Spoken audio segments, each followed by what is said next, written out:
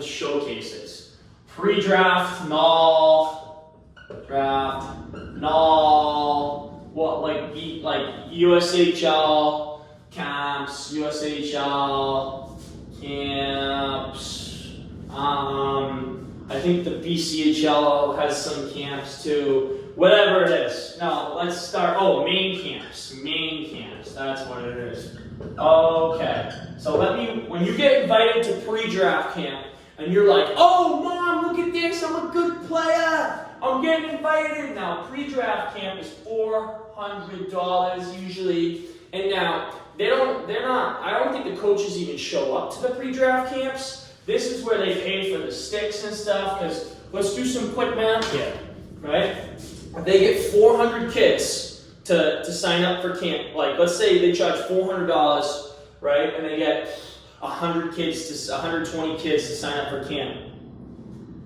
They just made 48 grand, right? And sometimes at these camps, they'll have a couple hundred kids. They'll have a couple pre-draft camps. They'll put together teams and teams and teams of kids, and you think it's like, oh, so they can take a look at you?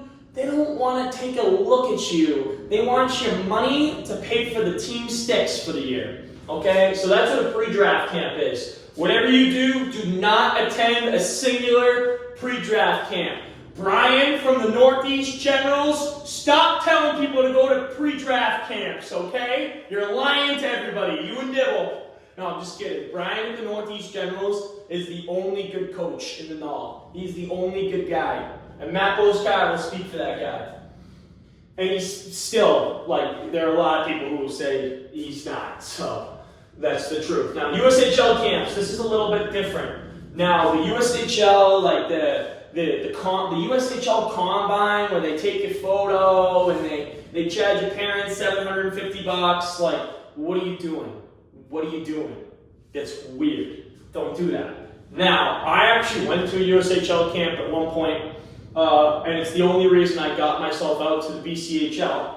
I got cut at Omaha Lancers, like the camp right before I was one of the last cuts. But I'm fine with that because I grabbed a bunch of sticks on my way out. I grabbed some pants. That camp was actually free, so all I had to do was pay for my flight out there. So I was actually pretty cool with that. So if there's a USHL, like, not like a main camp or something, but if you can go to like training camp or something in the USHL, like that's a definite go. USHL is a good league. And now let's talk about main camps in the NAHL. Okay?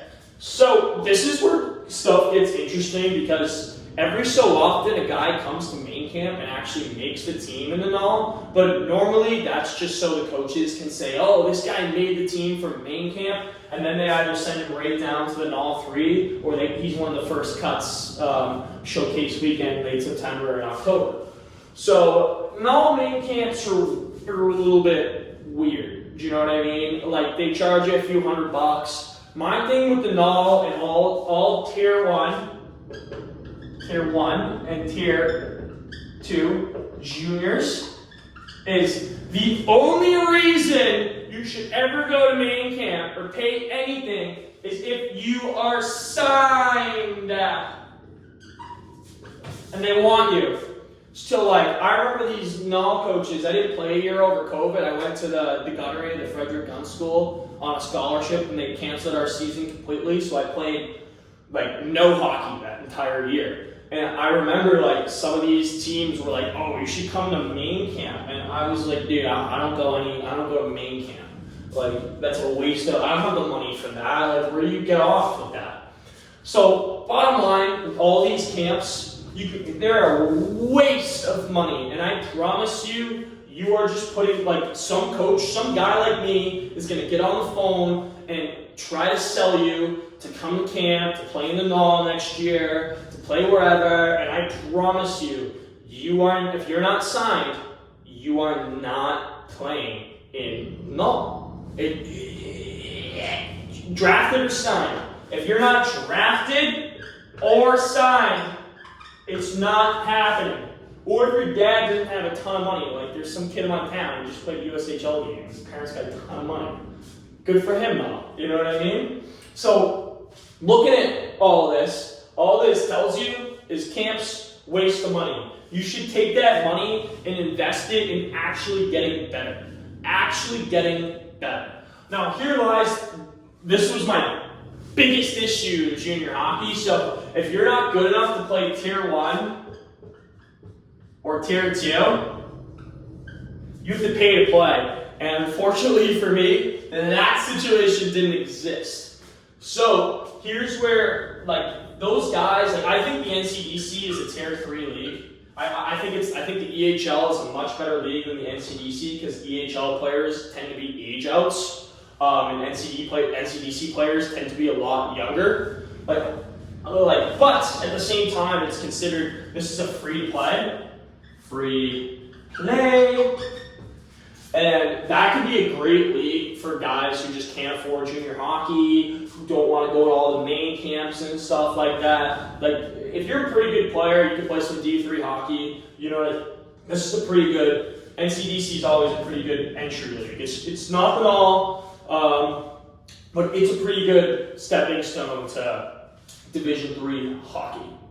Now, obviously, I've kind of made my point with all these camps. So where coaches recruit is they use your EP. So wherever you played, like U16, U18, prep school, high school, your season before, your points, and like obviously like your connections and like your coach and stuff, and you sending emails and making phone calls yourself. Like, that's the type of stuff that's going to get you signed or drafted. But like going to main camp and going to pre-draft camp and like hoping to make the team is like playing the lottery. It's just not realistic. Those coaches have those camps so they can pay for the season. Main camp and pre-draft camp and the NAHL, that's what pays for the regular season, guys. So you're kind of just funding other kids' sticks if you're going to camps. So my overall opinion on camps: waste time and do not attend any camps. Oh, also advisors. Let's stick on that. Advisors are a major waste of money. Like I said the other day, unless your advisor is Bobby Orr, right? And if your advisor is Bobby Orr, and your parents got a lot of money, you better go to the NHL or you failed in life because you never had to feed yourself after 18 one time.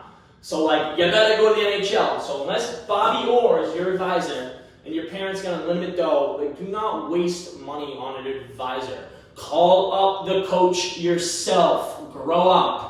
And if it's a lot of time, there's these coaches that like only speak to advisor. Like there's this guy named Jason Kersner. He coaches in the USHL. He's like this tall. He yells at kids and calls them things. He's a weirdo. He never played anywhere.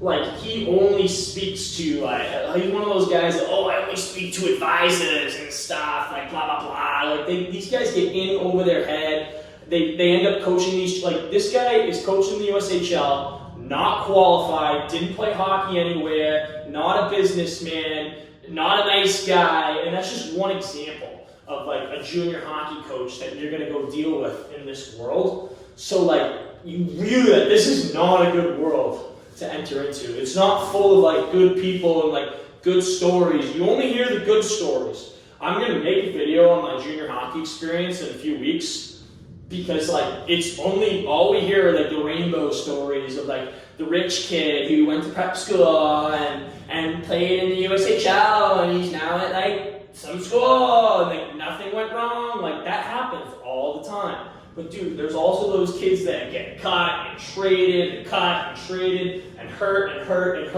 and that was me, baby. So that's another story. Most people are afraid to tell those stories, but I'm not. I want to educate you guys. I don't want kids just jumping into junior hockey anymore. I don't want guys like Kersner making money, scumming people. Like, I want to freaking, let's get people like Kersner out of hockey. Let's get rid of them. You know what I mean? So, like, if we can make this hockey community more like a safe thing, like other sports and not just a business model, that would be awesome. Because it pains me in my heart that the game I love has just become like a business model. And it's just like, let's ruin kids' lives. Let's make kids hate hockey for the rest of their lives. Like, that's what it is. It's awful. It stinks. And we gotta get rid of it. Gotta make hockey the awesome game it should be. It's a game for men to play hard and grow with each other and make friends and relationships. It's a beautiful game.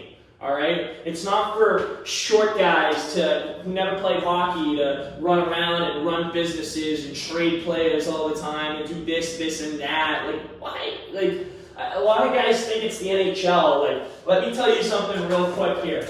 Like, these USHL coaches think they are NAHL coaches. Children! Adults! Okay, now I'm not going to name this man, but I am going to say, when you brought us back, when you fed us pizza after the game and brought us back at 3 in the morning and made us go skate until we threw up, like, yes, that fires me up. I love that shit. Me as an individual, I loved every minute of it. I was the last guy to throw up. I loved it. But looking back, I was 18 years old.